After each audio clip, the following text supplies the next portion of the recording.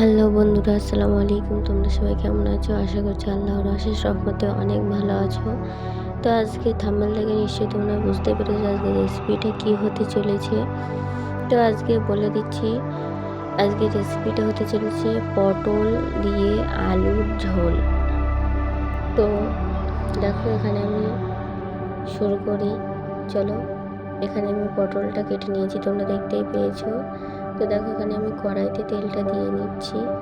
তো কড়াইতে তেল দেওয়ার পরে এখানে মশলাগুলো দেখিয়ে দিচ্ছি। দেখো, এখানে একটা ছোট সাইজের পেঁয়াজ কেটে নিয়েছি এবং এখানে 6 কোয়া রসুন নিয়েছি এবং এরপরে দেখো এখানে একটা ছোট সাইজের টমেটো কেটে নিয়েছি। তারপরে এখানে 8 থেকে 10টা কাঁচা ঝাল কেটে নিয়েছি। তোমরা তোমাদের যেমন ঝাল খাও ঠিক তেমনই নেবে। তারপরে একটুখানি আদার টুকরো বেটে নিয়েছি। তো দেখো, এখানে আমি পেঁয়াজটা দিয়ে নিয়েছি। তো এরপরে আমি এখানে রসুনটা অ্যাড করবো। তো রসুনটা অ্যাড করে নিয়েছি। তো তোমরা দেখতেই পাচ্ছ রসুনটা অ্যাড করে নিয়েছি। তো এরপরে আমি এখানে টমেটোটা অ্যাড করবো, কাঁচা লঙ্কা অ্যাড করছি, টমেটো এরপরে অ্যাড করবো। ভিডিওর জন্য তোমাদের একটু সমস্যা হতে পারে, কারণ ভিডিওটা আমি দূরের থেকে করেছি, সেই জন্য একটু অসুবিধা হচ্ছে।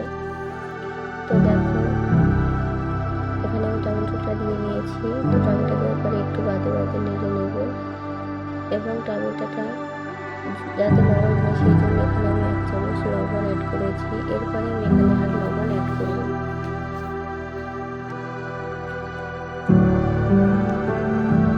এখানে একটু বাদে বাদে আমি এটাকে অ্যাড করছি। তারপরে সেই একটুখানি আদা বেটে নিয়েছিলাম, সেই আদাটা এখানে আমি দিয়ে দিচ্ছি।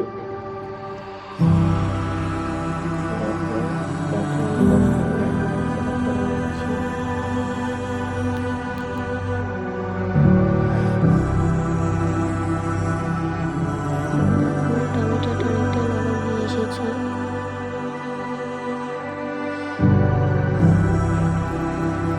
তো এরপরে এখানে আমি সেই আলু আর পটল কেটে রাখা ছিল সেটাকে অ্যাড করছি।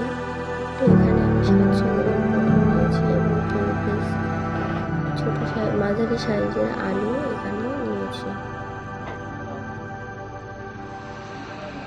তো এইভাবে কষিয়ে নেবে, কিছুক্ষণ পর পর নাড়াচাড়া করে নেবে যাতে তলায় ধরা না করে।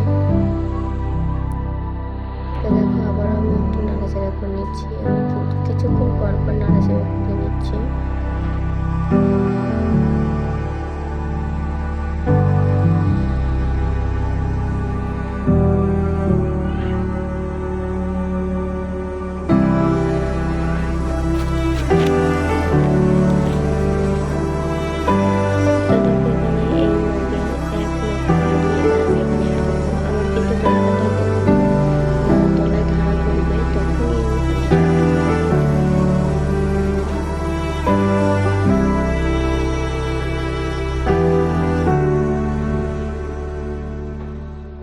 তো আমার পানিটা দেওয়ার পরে দেখো, পানিটা কিন্তু ফুটে উঠেছে। এইভাবেই রেখে দেবো কিছুক্ষণ, 1 থেকে 1.5 মিনিট এইভাবে রেখে দিলে পানিটা শুকিয়ে যাবে। তো দেখো, পানিটা যখন আমার শুকিয়ে এসেছে, তরকারিটা কিন্তু এরকম হয়ে এসেছে। তো এরপরে আমি এখানে অ্যাড করব 1 চামচ হলুদ গুঁড়া। এখানে হলুদের গুঁড়োটা অ্যাড করছি।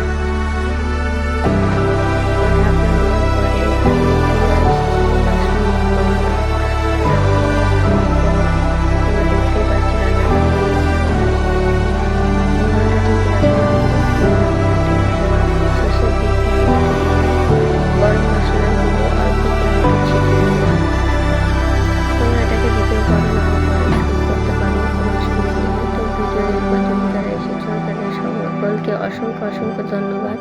প্লিজ চ্যানেলটিকে যদি নতুন হয়ে থাকো তাহলে অবশ্যই লাইক সাবস্ক্রাইব করে পাশে থেকো, এবং যদি রান্নাটা ভালো থেকে অবশ্যই কমেন্টে জানিও। আল্লাহ হাফিজ।